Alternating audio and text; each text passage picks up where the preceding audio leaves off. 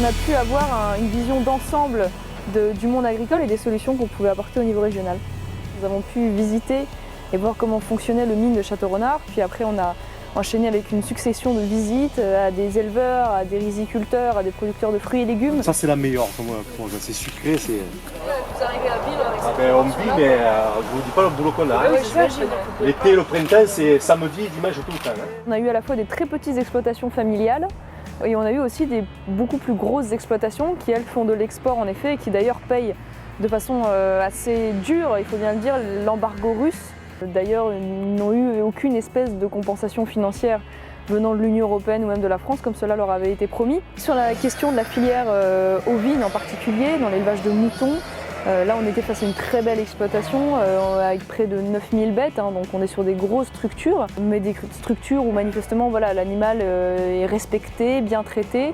C'était moi ce qui m'a principalement marqué de façon positive. Il n'y a aucun agneau français qui est consommé dans la restauration collective, du coup là, ils sont habitués à manger que l'agneau c'est du mouton, parce que c'est un agneau qui a déjà plus de 12 mois, qui a entre 8 et 12 mois, ou de la brebis même peut-être des fois, donc après quand il a le goût du mouton, nous les premiers, quand on est à l'école, quand on a le goût du mouton, on a pu en acheter de l'agneau.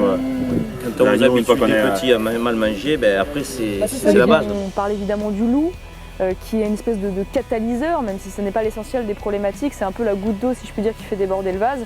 Et là, nous, on apporte des réponses très concrètes, puisque sur la question du loup, le Front National a toujours été cohérent. Nous sommes pour la révision de la Convention de Berne, de sortir le loup, de déclasser le loup de ce cadre d'espèces strictement protégées, parce que nous considérons qu'entre l'homme et l'animal, il faut choisir, surtout quand la cohabitation n'est pas possible et que les réponses d'indemnisation ne sont pas suffisantes et satisfaisantes, et ainsi permettre une augmentation du nombre de tirs encadrés sur certains territoires agricoles pour forcer le loup à reculer et à vivre et à prospérer sur des territoires où il ne gêne pas la filière d'élevage. Cohabitent ici sur ces territoires plusieurs filières complémentaires, à la fois dans l'élevage, dans la riziculture, dans les fruits et légumes, qui ensemble participent de l'identité de nos terroirs. L'identité de la Camargue et plus largement celle de nos terroirs est mise à mal pour la simple et bonne raison que ceux qui aujourd'hui aménagent le territoire participent de l'identité des paysages et de l'identité culinaire, ce sont évidemment nos éleveurs, nos producteurs de fruits et légumes, les producteurs de sel également en Camargue, aussi les éleveurs qui élèvent les taureaux dans le cadre des traditions taurines qui sont propres à ces territoires.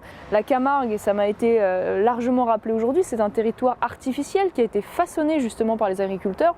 Et si on ne se soucie pas d'eux, eh bien demain sera emporté avec eux la beauté de ces paysages, la qualité de son alimentation, de sa spécificité culinaire. C'est vrai que le riz est une filière qui souffre des mêmes maux, on va dire, que l'ensemble des filières agricoles. Surcharge administrative, complexification croissante des normes imposées par l'Europe mais aussi par la France, qu'il faut dire fait un zèle particulier dans le domaine. La Camargue elle a un problème du sel et si on ne fait pas du riz, il n'y aura plus de culture dans la Camargue.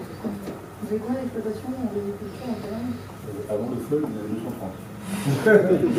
Et après le fol, ben voilà. En plus de ça, eux, ils ont été carrément abandonnés par le ministre de l'Agriculture qui a décidé de les priver des aides couplées au niveau national. Et donc c'est vrai qu'ils attendent de nous, notamment au niveau régional, qu'on mobilise mieux les subventions européennes, qu'on puisse les accompagner davantage lorsqu'ils ont des projets à soutenir, que la région voilà, soit un partenaire au quotidien et pas seulement une espèce de structure éloignée et opaque comme c'est le cas aujourd'hui. Le problème de la région, c'est qu'elle n'a pas de vision politique, elle n'a pas de projet à long terme, elle se permet d'éparpiller de l'argent un peu n'importe comment sans avoir de véritable effet levier comme elle devrait l'avoir. Nous demain à la région, la filière agricole comme la filière industrielle seront des filières que nous aurons envie de soutenir tout particulièrement parce que la région, ce doit être un rempart bien sûr aux dérives de la mondialisation et de la globalisation avec l'ensemble des difficultés que cela engendre notamment en matière de concurrence, mais aussi un contrepoids qui permet de compenser la politique socialiste néfaste qui est aujourd'hui appliquée au niveau national. La bonne nouvelle quand même dans cette journée, c'est de voir en effet des jeunes qui sont extrêmement motivés, qui sont des représentants syndicaux, qui reprennent des exploitations, la plupart du temps les exploitations de leurs parents, alors même que les perspectives d'avenir ne sont pas réjouissantes, parce qu'ils sont attachés à leur terroir, à leur territoire, à leur savoir-faire. Et donc c'est dans cette jeune génération qu'on voit un dynamisme, une volonté et qu'on a envie d'accompagner. Je dois dire que c'est extrêmement motivant lorsque l'on est un homme ou une femme politique et qu'on est confronté à ce courage, parce qu'il en faut du courage quand même pour se mobiliser de la sorte. Et donc c'est vrai que là on voit que l'agriculture française a encore du ressort.